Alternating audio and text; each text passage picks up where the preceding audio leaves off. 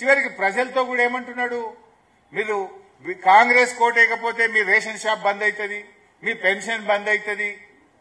నీ అయ్యే జాగిరా, నువ్వెవరి బంద్ చేయడానికి? This is democracy. నీ ఇంట్లోకెళ్ళి ఇస్తున్నావా, నీ నాయన డబ్బులు ఇస్తున్నావా? ప్రజల సొమ్ము ప్రజలకు ఇస్తుంది, ఇది ప్రభుత్వం బాధ్యత. కానీ ఇలా ముఖ్యమంత్రి ఏంటంటే ఓటమి భయం పట్టుకున్నది, చెప్పుకోవడానికి ఏమీ లేదు.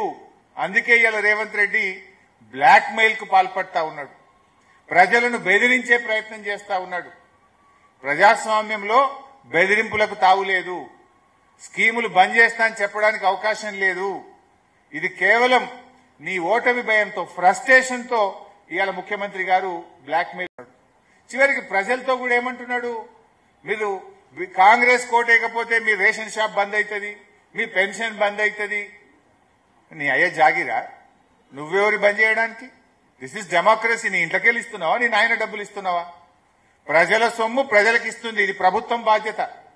కానీ ఇలా ముఖ్యమంత్రి ఏంటంటే ఓటమి భయం పట్టుకున్నది, చెప్పుకోవడానికి ఏమీ లేదు. అందుకే ఇలా రేవంత్ రెడ్డి బ్లాక్ మెయిల్ కు పాల్పడతా ఉన్నాడు, ప్రజలను బెదిరించే ప్రయత్నం చేస్తా ఉన్నాడు. ప్రజాస్వామ్యంలో బెదిరింపులకు తావులేదు, స్కీములు బంద్ చేస్తా అని చెప్పడానికి అవకాశం లేదు.